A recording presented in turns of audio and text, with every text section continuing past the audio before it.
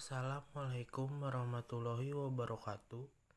Perkenalkan, kami dari kelompok 3 yang beranggotakan Siska Purwanti, Ade Firda Rosiana, Titi Rahmawati, Dianti Teniode, Siti Fatimah, Rena, Arumsari, Rina Amelia, Eva Silviana, Rio Alfian, Nijar Alauddin Sutiawan, dan Yuda Sanjaya.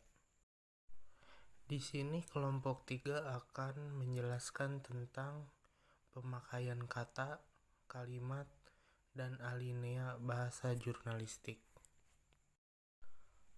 Hal ini bertujuan untuk memenuhi salah satu tugas mata kuliah bahasa jurnalistik yang diampu oleh Bapak Roni Nugraha Saproni SPD MPD. Pertama ada pendahuluan mengenai latar belakang. Bahasa ragam jurnalistik adalah ragam bahasa yang dipakai oleh para pengasuh media massa untuk menyajikan berita bagi audiensnya. Bahasa ragam jurnalistik yang juga disebut sebagai bahasa koran atau bahasa media massa ditenggarai memiliki kalimat dan alinea yang pendek-pendek. Bahasanya pun enak dibaca. Lebih dari itu, etika dasar jurnalistik menuntut agar bahasa di media massa menyiratkan kejujuran, hangat, akurat, sopan, tidak dibenarkan menggunakan kata-kata yang kasar ataupun yang menyakiti hati orang. Kutipan tidak boleh diubah-ubah sembarangan, apalagi tanpa alasan yang mendasar. Oleh karena itu, penting bagi kita untuk mempelajari pemakaian kata, kalimat, maupun alinea dalam bahasa jurnalistik. B. Kajian teori. Menurut Badudu pada tahun 1988, bahasa jurnalistik memiliki sifat-sifat khas, yaitu singkat, padat, sederhana, lugas, menarik, lancar, dan jelas. Sifat tersebut harus dimiliki oleh bahasa pers, bahasa jurnalistik, mengingat surat kabar dibaca oleh semua lapisan masyarakat yang tidak sama tingkat pengetahuannya. Sedangkan menurut Profesor S. Wojowasito menyatakan bahwa bahasa jurnalistik adalah bahasa komunikasi massa, sebagai tampak dalam harian-harian dan majalah-majalah. Dapat disimpulkan bahwa bahasa jurnalistik merupakan suatu bahasa komunikasi massa yang digunakan wartawan dalam penulisan produk pers, yang memiliki karakteristik yaitu singkat, padat, sederhana, lugas, menarik, jelas, sehingga dapat dimengerti oleh masyarakat pembaca. Oleh karena itu, fokus makalah ini hanya dibatasi pada kajian tentang karakteristik bahasa jurnalistik yang bersifat singkat, padat, sederhana, lugas, menarik, jelas, dan implementasinya pada media cetak Indonesia. Implementasi karakteristik bahasa jurnalistik.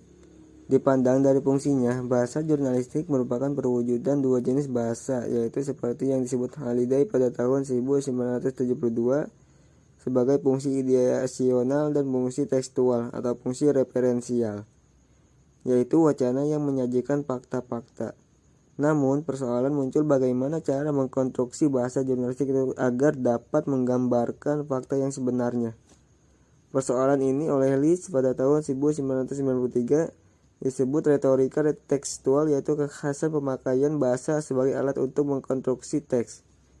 Terdapat 4 prinsip retorika tekstual yang dikemukakan oleh Leach, yaitu prinsip prosesibilitas, prinsip kejelasan, prinsip ekonomi, dan prinsip ekspresivitas. Rumusan masalah 1. Bagaimana pemakaian kata dalam bahasa jurnalistik? 2. Bagaimana pemakaian kalimat dalam bahasa jurnalistik? 3. Bagaimana pemakaian alinea atau paragraf dalam bahasa jurnalistik? Tujuan 1. Menjelaskan pemakaian kata dalam bahasa jurnalistik. 2. Menjelaskan pemakaian kalimat dalam bahasa jurnalistik. 3. Menjelaskan pemakaian alinea atau paragraf dalam bahasa jurnalistik.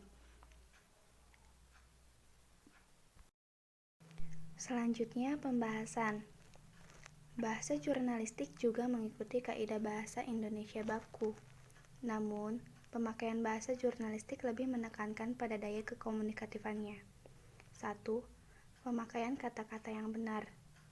Dalam penggunaan kata, penulis yang menggunakan ragam bahasa Indonesia jurnalistik diperhadapkan pada dua persoalan, yaitu ketepatan dan kesesuaian pilihan kata.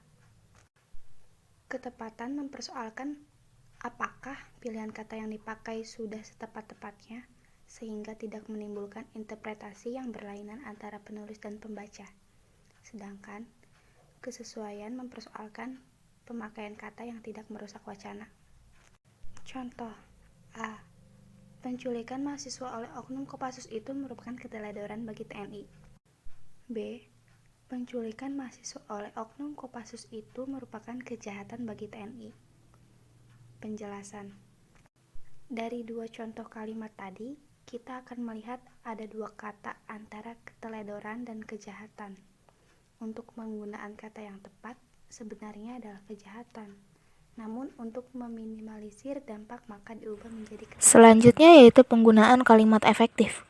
Kalimat dikatakan efektif bila mampu membuat proses penyampaian dan penerimaan itu berlangsung sempurna.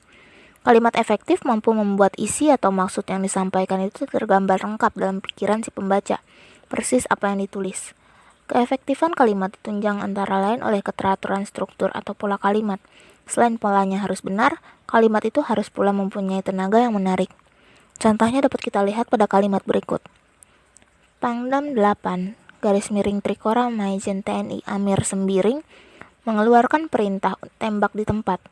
Bila masyarakat yang membawa senjata tajam melawan serta tidak menuruti permintaan untuk menyerahkannya, jadi petugas akan meminta dengan baik. Namun jika bersikeras dan melawan, terpaksa akan ditembak di tempat sesuai dengan prosedur. Contoh di atas terdiri dari dua kalimat, yaitu kalimat pertama yang menyatakan pesan penting dan kalimat kedua yang menerangkan pesan kalimat pertama. 3. Penggunaan alinea atau paragraf yang kompak.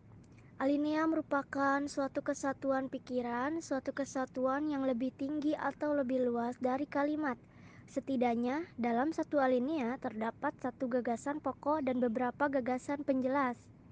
Pembuatan alinea bertujuan memudahkan pengertian dan pemahaman dengan memisahkan suatu tema dari tema yang lain. Contohnya, yang pertama, Polda Metro Jaya telah meningkatkan status Olivia Natania sebagai tersangka kasus dugaan penipuan CPNS. Anak Nia dan Niati itu hari ini kembali diperiksa dengan status sebagai tersangka. Contoh yang kedua, penetapan tersangka Olivia Natania ini dikonfirmasi langsung oleh pengacaranya, Susanti Agustina.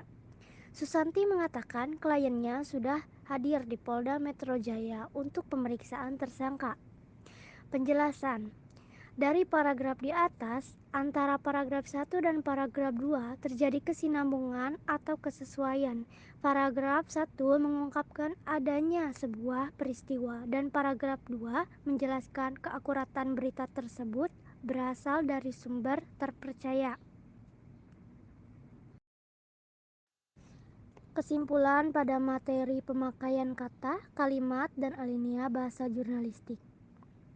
Pemakaian kata dalam bahasa jurnalistik haruslah benar. Penggunaan kalimat yang efektif, alinea atau paragraf haruslah kompak. Hal ini untuk meminimalisir kesalahan penggunaan kata, kalimat, atau alinea dalam artikel berita. Karena hal ini akan memudahkan pembaca dalam memahami isi berita yang disampaikan.